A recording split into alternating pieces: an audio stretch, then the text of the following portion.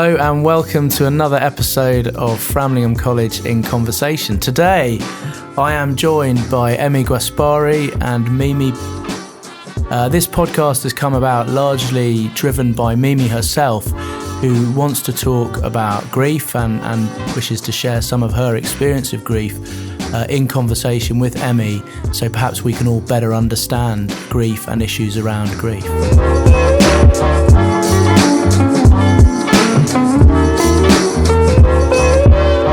Hi, I'm Emmy, and do you want to... Hi, I'm Mimi. And I think what Mimi and I'd like to do today is really sort of taking a bit of the stigma out of grief and just opening up conversations, because lots of people don't like to talk about grief and loss, really. And Mimi very bravely has decided that's what we're going to do today. Yeah. Which we're both very excited to do. Mm-hmm. Definitely. So would it be helpful just to start by saying that obviously when we talk about grief and loss, that lots of people have experienced grief and loss and experienced different kind of losses. So listening to the podcast might evoke lots of different emotions for different people today. And we just want to hold that in mind really today. So I think that's probably a helpful thing to start with. So people are likely to be a bit affected by the conversation potentially. So should we start by sort of thinking about what motivated you to do the podcast today, Mimi? Yeah, so I think grief for me is such as we were discussing before, such like quite a beautiful thing. And I see when I mention it or something, not everyone obviously, but people can often shy away from that, which is completely understandable if you don't understand it. And I think also that obviously comes from a place of worry. You don't want to say the wrong thing. You don't want to, because it can be so triggering, obviously, especially, deep grief that you really feel.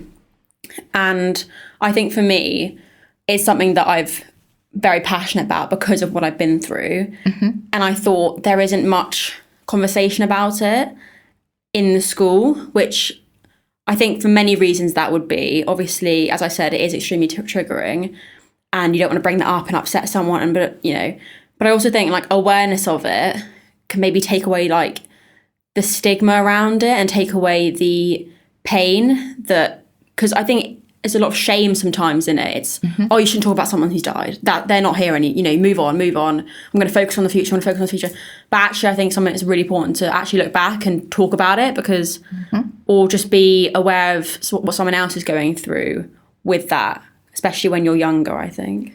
So I think there's quite a lot of things to what you've just said, aren't there, Mimi? And I think there's a bit about let's not have that conversation because some people who've had a grief or a bereavement or a loss might want to kind of keep talking about it. Yeah. I guess the challenge for some people is, does the person want to talk about it? Because everybody's very different around that.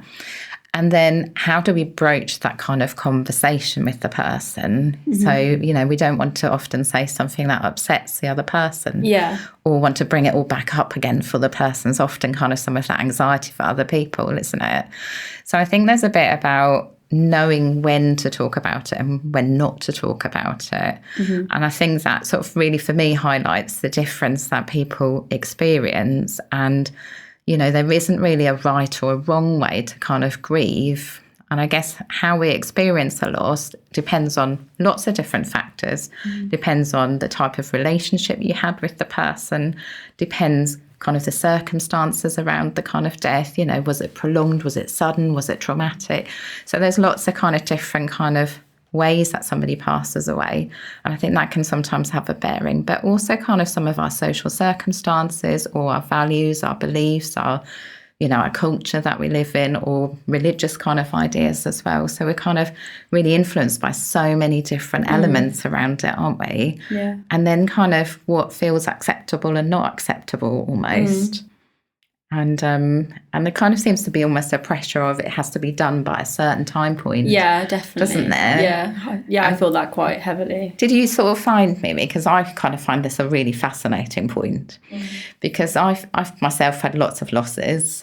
And what my experience has been is that people will send you lots of condolences for the first month and check in a bit more maybe with you for that first month. Overwhelmingly so sometimes, isn't it? Yeah. And you kind of sort of think that's quite nice because people mean really well, don't they? Yeah. But my experience is that sometimes you can feel quite overwhelmed in that first month. Maybe you're still in shock. Maybe you're quite numb even, because that's our brain's way of, and our body's way of sometimes coping and protecting us for a little while.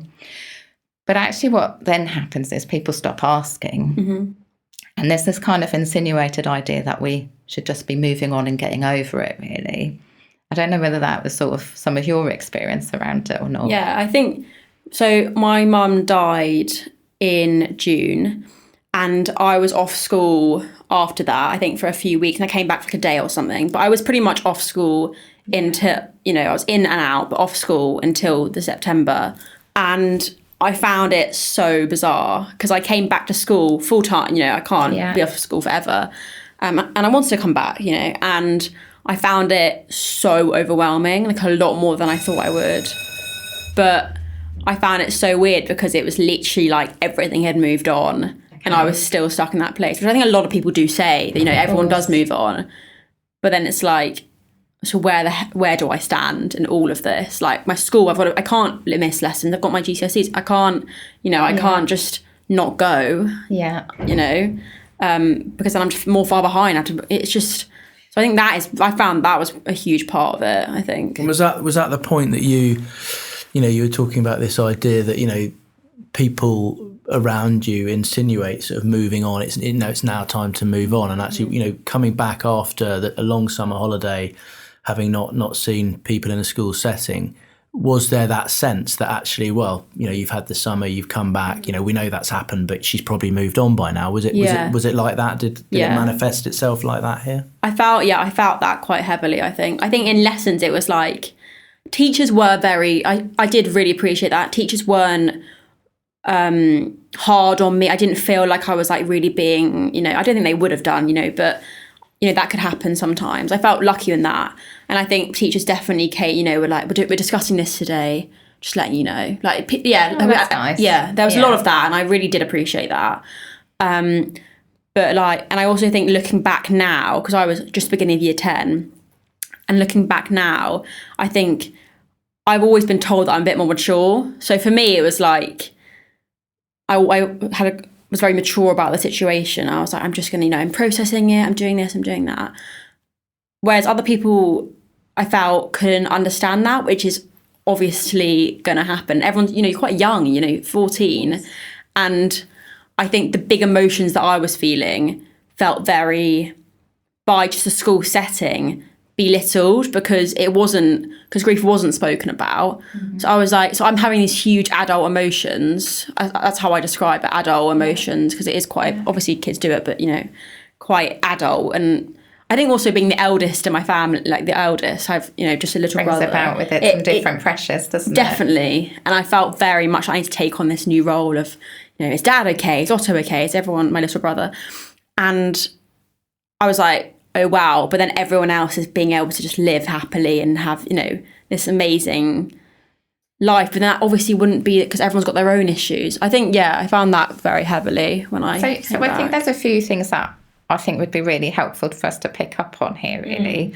So there's loads. It's hard to know where to start, really, isn't there? But there's the kind of knock-on effect, the sort of ripple effect, as I always like to call it, of when we lose somebody. And in your case, you lost mum, you were the oldest in the household, which then kind of meant you had to take on a different identity almost, or a different role within the family system. Mm-hmm. But I guess that also changes you as a person, doesn't it? Mm-hmm. So the experience you had, seeing your mum die over a period of time, then taking on a different role, there's kind of not just one change, there's multiple changes within that, doesn't it? Yeah. And I guess what naturally happens with that is we kind of naturally have to do that sudden maturing. Sometimes we also have to close off emotions for a little while just to manage some of that, because that happens sometimes, definitely. Doesn't it? But I guess what it also does, it has a knock-on effect on the relationships we have with others that we had sort of friendships with before. Yeah. I don't know whether you found that I'm just sort of thinking about that when I'm listening to you, because what happens is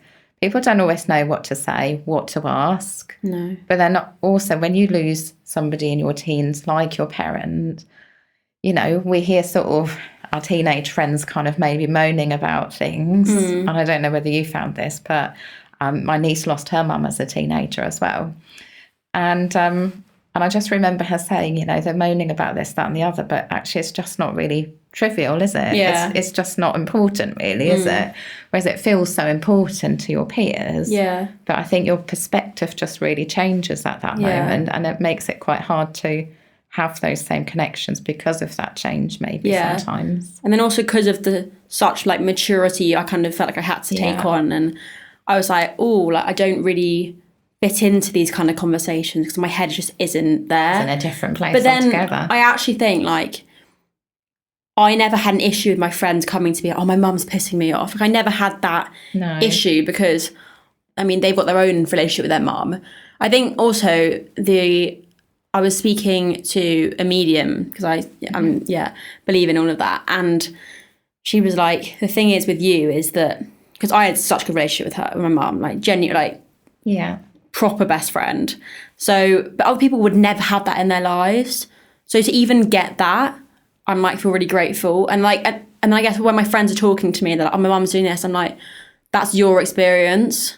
And so I'm not going to compare it because it's completely different to mine. I'm grateful my mum, I never had those issues or whatever with her. I mean, I made you now, who would have known, you know, when I was younger, everything was, you know, I guess we won't know, will we? And I guess that's sometimes hard. Yeah. I think I would kind of like a bit of girl squabble. You'd almost rather have the squabble than not to have it, almost. Yeah, definitely. So I think from that I kind of felt like everyone's issue is the most important issue. And this was immediately when I came back, and it was like everyone was going through certain things, and I was like, my emotions are completely irrelevant, like, because everyone has got their own thing. Whereas in my family, I'm extremely lucky with my family. They are all incredible and so open and talkative, and I'm so grateful for that. Whereas so that the whole the grief thing and talking about mummy was so normal. So when I came back to school and it was like, so-and-so's done this, so-and-so's done that, it's the worst thing in the world, I'm really, you know, and I was like, oh, okay, so actually my feelings aren't really that validated because of that. That was the other thing I wanted to come back to from what you were saying earlier, that kind of experience of when you came back to school and kind of this having all these emotions internally. And I think your description for me was a bit about actually you were sort of expected to carry on with life. And I guess there's a bit of, I mean, there's lots of different theories about grief, and like the more old-fashioned ones kind of talk about having different stages of grief we go to. And we kind of reach a conclusion almost, isn't it? And there's a lot of criticism around some of that, really.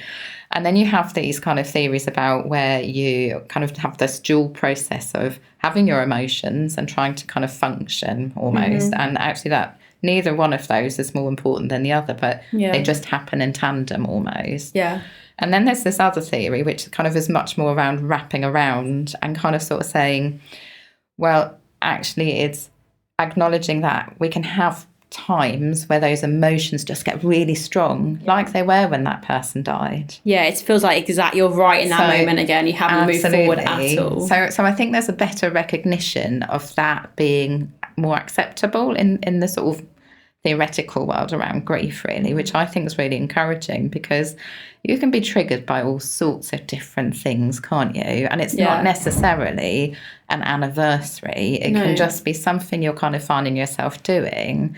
Or it might be a lovely family event where you're kind of thinking, oh, I wonder what mum would have said, or, you know, what the person you've lost might have said. Or you might be just really saddened that they're not experiencing that moment with you. So I think it's sort of this idea that actually you come back to school and it's all just done, isn't it? I guess that was how you sort of described it for me a little bit. And I think what I'd just like the message to be a little bit is that that's not the case for lots of people. But I guess I wonder a little bit about how do people approach that? You know, and that's a real challenge because everybody's so different. Everybody wants that approach to be so different. So, and I wonder whether there's a bit about just checking in with the person. That was literally it for me. Like, I never expected my friends to ever, and to be fair, they were all, couldn't fault them. They were really lovely and I had good support. But I think that it was genuinely just going, how are you feeling about your mum? And like, or how are you feeling? It doesn't have to be like a mum, because, you know, obviously some people may want to talk about how you're feeling about that person who you've lost. And then it kind of keeps them still alive. Or like my friends who knew her, they'd be like, oh, I remember when my mum called Nikki. I remember when Nikki used to play that song. And like, literally, you're just like, oh, like, you remember that. Yeah. And I think stuff like that, or like, oh, you look just like her in that photo. Just little things you're like, oh, like, really? Is that quite a nice moment? Yeah, but then other people wouldn't want that. And like... Some people like to shut the door on it, don't they? Yeah. And some don't. Yeah. But I do think that you do learn that in someone. Like, I think if you ask someone, they react and like, no, don't talk about it, then you kind of know that's maybe where they stand. Do you think people are, I've been thinking about this quite a bit, but do you think people sort of worry about what to say? So if they asked you about how you're doing today, you know, how you're feeling, and you genuinely gave a true reflection that it was a really tough day, maybe that particular day, do you kind of think people are sometimes compelled to make it better for you as opposed to just validating that feeling? Because I think sometimes it's about just acknowledging that you're having a rubbish day with it. Yeah. Rather than, but I think people have the drive to want to make it better and to fix it for you. Yeah. And I wonder whether that in part is why we sometimes don't ask about it. I don't know what your thoughts are about that. I have spoken to some of my really close friends, and I've been like, we have obviously, because I try and talk about her as much as I kind of can in like everyday kind of settings. So like, oh yeah, mum used to do that kind of thing. So I'm very open about it. And I, you know, have asked, I've been like, so do you think it's because, or like that person really upset me by saying that? Maybe they just didn't, and then my friend, you know, she'll be like, or whoever will be like, yeah, I mean, I think it's really hard sometimes to, and I'm having open conversations like that, I think is really important.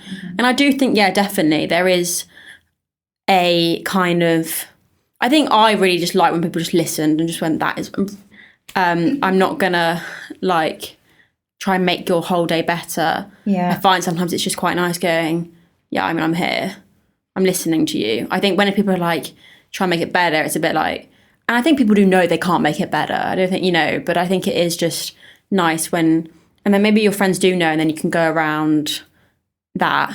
And I think the key there is sometimes people share their feelings, not for you to fix it. No. Sometimes they just share the feeling because they want to sort of share that feeling and share it with a friend, really. Yeah. You know, or with whoever they're talking to, because it isn't always a friend. Sometimes we choose to maybe talk to a teacher or another trusted adult, or, you know, or a therapist. So, you know, obviously I am a therapist. So I often find that people don't always necessarily seek an answer or fix, but just want a space to think about it, to process some parts that have been really upsetting sometimes. Yeah. And I guess that's worth holding in mind in everyday conversations about grief as well, isn't it? Yeah, I agree. Yeah, I mean, can I just dive in there from a school perspective? I mean, I think, you know, obviously we have lots of pupils in the school, some of whom experience grief. And, you know, invariably we find ourselves in pastoral circles talking about how we can best deal with it. And I think, you know, it'd be interesting to see your ideas around this, Mimi, in terms of the fact that we would sort of hopefully typically the housemaster or housemistress would have conversations with the people experiencing grief and ask them how they want us to play it. So, for example, you know, your HM might go and speak to you and say, look, you know, how are you feeling about everything? You know, how are you feeling about how people are interacting with you? Is it something that you're okay with pupils and staff talking about, or would you rather we don't talk about it? Do you feel that's the right approach from the experience that you had, or would you have wanted it done differently maybe? I don't know. I think my experience with it, because my HM now wasn't my HM when my mum did die. Yeah. And I found the other approach, it was very much like, don't talk to her. Like, because, I mean, it was only a few weeks, obviously, and I wasn't in school. And then in September, my HM now joined. And I found that was really hard. Like, when it first happened, I was told by my friends afterwards that it was like, don't talk to her, don't, you know, interact with her, don't text her. Thank God they did. They didn't listen. But that was it. And it was like, we're just going to, you know, and Do you think that was about the sort of intention of giving you space to process? Obviously, there's no negative intention there No, whatsoever. I guess I'm just curious. Yeah. But I don't think there was a conversation then with because my dad, I remember my dad phoned and told her what happened. I don't think there was a conversation of how do you think you want this to be played. Do you think that would be a good idea though? Yeah, I think that would be lovely, really nice. But then when I joined in September, I felt very supported in that way by my HM, 100%. And I guess that's about people's level of confidence in not shying away or avoiding kind of grief. And I guess some people do that for their own experiences, potentially. I'm obviously common in this case, but some people have their own experiences or lack of experiences that make them unsure about it. Mm-hmm. So I guess what you're saying, actually, it would be great to do that in a collaborative kind of way with the person affected by the loss, really, isn't it? And I guess what, from my perspective, that would do is take into account those differences, the difference of the type of loss the person's experienced, their different kind of cultural backgrounds, belief systems around what happens, because something like you were sort of talking about, it's a beautiful thing. For some people, it isn't such a beautiful thing, but it just takes into account differences and different styles and different approaches and needs. And I wonder also, though, whether it's worth holding in mind that the need might also change. Mm-hmm. So I was talking a little bit earlier about sometimes people go really numb to start with. Yeah. And there's a really valid reason for that. It's because the emotion gets so overwhelming that that's one of our very clever ways of kind of protecting ourselves and managing in that moment, I suppose. But what can happen is that can change because you can then allow the emotion, because the emotion kind of takes hold again, doesn't it? And therefore your need might also change. So I guess the kind of needs might be a bit fluid. So it's about sort of just keep checking in whether the need maybe changes as well. Yeah, I think it is just about checking in, really. And I actually find it, like, some people have come up to me who I maybe wasn't as close with when, she passed or whatever, or older years who've come to me and just been like, when I look at you, I really admire how you've handled all of it. I don't know how you kind of do it. And like those kind of things, you're like, oh, so people do notice that my mum's died. Because I think sometimes when you're walking around school or whatever, and I'm just like minding my own business, doing my own thing, sometimes I forget that people do realise that, or some people just don't, which is obviously I don't expect people to be like, oh, Mimi's mum died, let's not talk about anything about mums in front of her. That, I think in the beginning that was quite hard. I think sometimes I felt a little bit like isolated because people be like, oh, I can't talk about my mum in front of Mimi, so we're just going to have our own private conversation and we'll shut her out, we'll shut her out because we don't want to upset her. But then also just let me feeling really self-conscious because I was like, oh, so why does no one want to talk to me about anything? And also I found I was like, oh, so like now I'm just completely left out. I'm not allowed to be part of this. But I was like, no, like, include me. But I do think that everyone's grief is so different. And I think I'm talking with my own experience, but then people may have been like, please don't include me in that conversation. That's the last thing I want to be included in. I guess you have the power to say that as well, exactly. But yeah, I think it is some of the best kind of moments when I'm like, wow, this grief, has completely shaped me. But also, I like when people do say like, wow, I really admire you for how you've handled this. I'm like, also like, I am handling this well. And that's also acknowledging the grief without maybe like deeping into how hard it was, but just saying like, just well done. Like, you're doing like really well. One of the things you said earlier, which I think is a really nice thing to have said, is actually sometimes your friends would say, oh, that was the song your mum really liked. Yeah. And there was a little smile on your face when you talked about that. Yeah. And I think for some people, it's also how do we keep the memory alive, isn't it? Because somebody, especially like your mum, is somebody that we don't really want to forget about. And actually we worry about our memories being affected and that we don't remember everything. There's almost that panic in us that we won't remember the person for who they are and were really. And really it's kind of, we want to kind of keep some of those really lovely parts going, don't we, sometimes? And so by somebody saying, actually, no, that song really reminds me of your mum, was a really nice example of that was something that you really valued along the way. I also think like when it comes to friends and relationships, in all your life. I think, you know, mum was 14. She got cancer in 2018. I mean, like, I was like, I don't know, I think I was like 12 or something like that, 11 maybe. So then, like, most of my friends have no idea what that person was. And that is really, or like people in my life now, they can see photos of her when she was like, you know, she had lovely long hair, you know, all this stuff. But only a few people saw her in that. Like, I mean, she was a yoga teacher. She so like fit, was, I mean, completely different. And then she got ill and all my friends saw the ill version. Yeah. So for me, it's constantly like keeping like the Nikki a lot, you know, the actual, not the cancer. The genuine person. That, yeah. I think you can see someone, or like Mimi's mum had cancer, or like, you know, and I think, she had cancer, she died of cancer.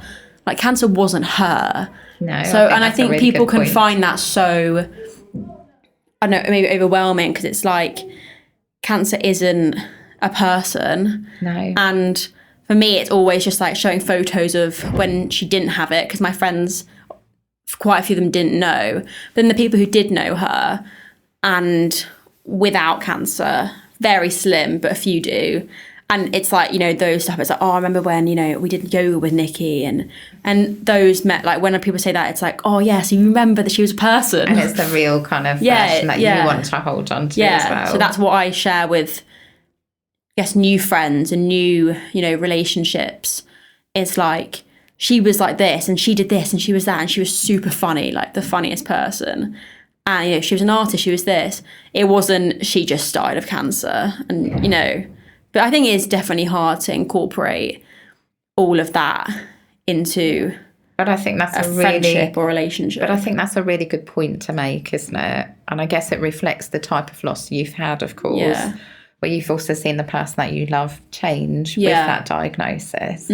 So, you know, whereas some people lose somebody really suddenly, so they don't have that part of the journey, if that makes sense. And I guess it's almost weird to say, but the nice part about your journey is you had the opportunity to say what you felt you wanted to say potentially to your mum. Yeah, I think it's interesting because I think with her, she had ovarian cancer, and for me, she never died until she died. So it was always like, she was always like, right, there is no more treatment. And I was like, but we'll find, you know, it's like, okay, cool, we'll find something. It's like, but I think if you and then she got ill really quickly, and then, you know, that was that. But I think that I never really was like, oh, she's like, you know, not going to be here anymore. Yeah. And she tried to have those conversations with me. Like, she filmed conversations. I was like, why are you filming? She's like, I'm not very well. I was like, you're fine. Like, she'd literally get, like, we'd be in the car and she'd put her phone up and she'd be like, so, and I'd be like, what are you, like, doing? Like, you're being a weirdo. Put the phone away. Those conversations now are really funny to look back on, because I'm like, ugh. Why do you think she did it? Because I think that's a really interesting thing, and I wonder, as a mum myself, I wonder whether that would be something I'd think to do. Yeah. She was very much like, you can never forget me. You can, I'm like, oh, all right. Like, she'd always be like, you like, don't forget me. You're going to forget. I'm like, you're actually mad? Like, because I'm going to, you know what I mean? And I think that was her way of making sure these kind of big conversations that she was trying to have on this phone that I was just not into, because I was like, I'm not filming this. And she kind of wants these conversations so that I would have it to look back on. Yeah. And I would be like, oh, my mum, we did have that kind of conversation. That was quite fun. So I think you can just forget conversations like that. Definitely. And, you know, she wrote letters and stuff to us. So I think, you know, in the beginning, she had no peace with the thought of dying at all. No. And then she read a book, Spirit Hacking by Shaman Durek. Okay. Which really changed her mindset on it. And then she had peace with it. I didn't, because I was like, like, whatever, you'll be fine. I'm you know, I'm in year 9. I'm doing everything I want. I'm in a big school now. I'm doing what I want to do. You can do it with your thing. And it's such a tough thing to face, isn't it? The reality. Yeah, I don't know how she did it, to be honest. Yeah. No, I guess she didn't have a choice about it. No. So. But yeah, so I think that was, hindsight, that was nice. And she also did Desert Island Discs with one of her friends. That's all online, not online. It's all filmed and stuff, which I haven't looked at, but we have that there, and there's snippets of it that I have. So there's a nice bit about that, though, isn't there? And there's the nice bit about that is there's a lot of momentums and lots of memories that are going to be kept alive that way for you in some ways, and that connection. Yeah. Yeah. And I guess there's lots of different ways people do this. You know, some people just want to draw a line because it's too hard. Yeah. And some people really want to try to not forget all those really good bits as well. Yeah. And it's a really tough thing to know how to do, really, I suppose. You know, lots of people have photos everywhere. Sometimes that's too hard for people. Yeah. Sometimes people create sort of memory books with all their happiest memories of that person. Something to look back on, because that's quite a nice thing to do. But it also sometimes highlights the bit that you're missing, and you're kind of trying to find a way to manage, really, almost. Yeah. Because that's the challenge, isn't it? You can have the emotion, but you've also got to work out how to do the functioning bit. And it sounds like you've done that really, really well, Mimi. Yeah, thanks. So. Yeah, I definitely am very aware of, like, I'm very grateful, and I'm very aware of, like, my privilege in that, you know, I did get those conversations. And I think some people don't, and that I'm very grateful that, you know, I have. So very grateful. Yeah, I think that reflecting on grief as a whole, I think that it's so unique to everyone. And I think if getting to know that person and the way they feel about a grief, not just assuming that, you know, they feel really sad, maybe it hasn't hit them, you know what I mean? And then it's not saying that because they're not feeling super sad and crying every single day and walking around school in floods of tears, doesn't mean that they aren't grieving just as much as someone who maybe is. Absolutely. So I think that's massive like that. Like, I think that I found that because I wasn't going around crying around school all the time, everyone was like, oh, she's doing really well. She's doing so fine. well. She's closed the box almost. Yeah. It's sometimes just not something you need to do, cry around school all the time, because it's just not something that you can really maintain all the time. There was an interesting article I read online, and it was in a psychology-based magazine-y type thing. I think it's called Psychology Today, a couple of years ago, and it was a psychologist who wrote about her experience of having lost a husband and the social conversations that happened following the loss. Right. And years after she'd lost her husband, to be fair. And she said, actually, for me, I wanted to keep, he'd physically died, but spiritually he was just always alongside me. And that was one of the ways she kept him alive, really, for herself. And that was really important to her. And she said, I quite naturally kind of brought him up in conversation with my friends. And it said in the article, it was really awkward. Yeah. Not from her perspective, but it was the responses in others when she did. It's that actually everybody has an individualised approach about it. And that might be for spiritual reasons. It might be just about what they believe or how they feel about the person they've lost, or how much they want to kind of keep the person alive for themselves. Because we do keep the person alive for ourselves in one way or another, really, don't we? Yeah, so definitely. I think also one question that I had was, how do you keep someone alive that isn't physically here with us? And that kind of leads on nicely from what I've just talked about, isn't it? Didn't do that deliberately, Mimi, I promise. So I guess, have you got some suggestions about it? Well, I would just say talk about it. Yeah. I think, obviously, I know for some people it's really challenging to do that. Yeah. But I think the only way to kind of try and have peace with something, a grief, for me, is to keep them present. Yeah. And the way I do that is talking and just like mentioning stuff, or with my family a lot of like speeches at the dinner table, a lot of stuff like that for my family. Because just because they aren't here at dinner doesn't mean that they aren't here. So I think it's difficult, but I think for me, I've never had an issue with talking about it. Yeah. So it comes quite naturally to me. But then people who do, some people just want to shut that book and don't want to, and then maybe connect with music. Like, music's a huge way that I connect. Yeah. So I guess the key bit is to hold in mind whether somebody wants to keep the person alive or not. I think that's probably really important to hold in mind. Yeah. And then how you keep the person alive can be so varied. So it might be that you like to talk about the person. It might be that you like to mark anniversaries or things that would have been important to the person. in a way that maybe had a meaning to the person, or you feel would give a meaning to that person on those days. So that might be, birthdays or anniversaries or, just those special kind of times, really. Or it might be that you might worry about losing some of your memories about the person as time sort of goes on, because a lot of people talk about that fear of sort of those memories fading a little bit, as they sort of go through life. So some people quite like to put together a memory-based book or memory box of kind of things that mean something to them. That might be, keeping a favourite jumper, or keeping a CD that meant something, or, something that was meaningful to the person in some way. But it might be that you actually just capture some of your favourite memories. And you might do that with some sort of scrapbooking or a memory book. You might draw, you might write, you might also kind of make some, if you're somebody who designs lyrics, you might kind of come up with some lyrics or poetry. So there's lots of lovely ways of expressing some of those memories and some of those feelings about a person. You can do that in lots of different ways and lots of creative ways. I think for me, I have a playlist. Where it's like all of the songs that I'm like, okay, that's my mum. You know what I mean? And does that make you feel close to your mum in that moment? And I've got happy songs, I've got sad songs, so it's quite a nice mix, kind of depending on what I want to feel or am feeling. But I think being creative with it is something that I definitely enjoy doing. And I think that art was a huge part of her life. Like, she was an artist. So okay. Oh, yeah, a huge part of her life. So doing that, like my grandparents have got a little one of her MA pieces. It's this kind of sculpture thing with like glass on stone, and it's just like really interesting. And it's called The Fragility of Life that she did.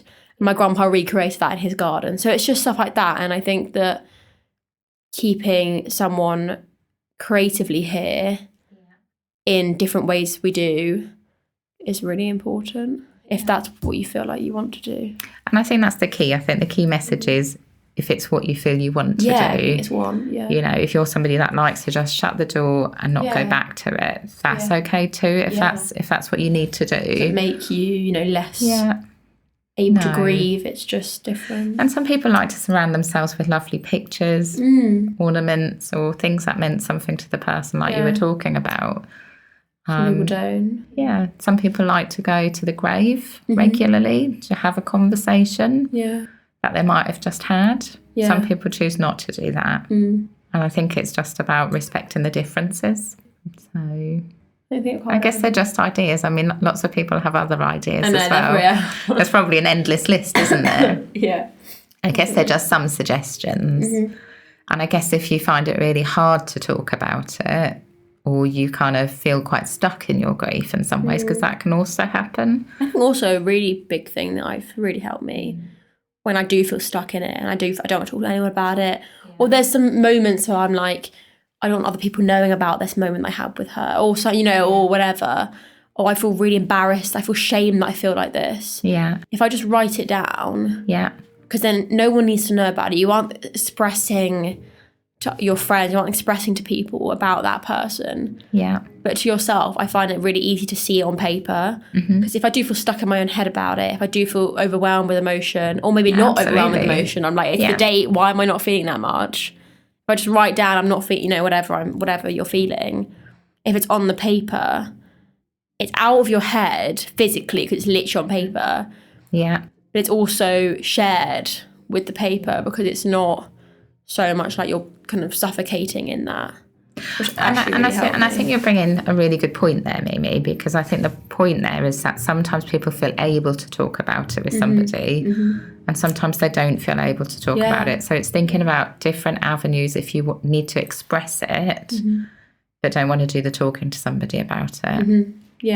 So, and I think that's a lovely example, really. Maybe it's through journaling, maybe it's through, doing something creative. Or maybe it is about going and talking to somebody. I think a lot of people, sport is huge. And think about why that's good. Why is that good?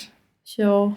Because it moving your body and releasing endorphins. Absolutely. So if you're feeling really low, You know, and it might be that you sort of allow yourself some space to kind of just be sad. So like you were talking about the sad playlist. Yeah. You know, sorry to call it that. No, yeah. But you might then go, right, okay, I'm going to do something that makes me feel good about myself after that. So, or something that soothes me in some way. I think also sport is quite good because for me, like when I'm really feeling in my own head, I do like I go on a run or something like that. Yeah. On the treadmill. And that gets you out of your head but literally into your body because you're, you know, in pain, you know, you're tired, whatever. Yeah. So you don't have space to think about all these different things, and you kind of, the more you run, the more tired you get or whatever, and then you go like, and then you come into your body and out of your own head, which I think is quite helpful for me. Absolutely. And that's also kind of where the body, mind, and kind of the body, the brain and the emotion is so interlinked, isn't it? Because actually by changing something within those, it affects the rest of it as well. Yeah, definitely. And does it kind of then help you maybe sleep better because you kind of got it out of your head and all of those things? Absolutely. Yeah. So it's that bit you do then for your well-being in that moment, isn't it? I think also just being kind to yourself. Like, I think I found in the early stages when I was back at school how important it was for me to just spend, if I needed an afternoon off to just feel bad, I allowed that. Yeah. I think, and not feeling shame or guilt about it. No, just allow it. Thank you very much indeed, Mimi, for sharing your story, your thoughts and ideas around this, and Emmy for your advice. And it's really good to discuss this really important issue, and I hope it's helped others with their grief.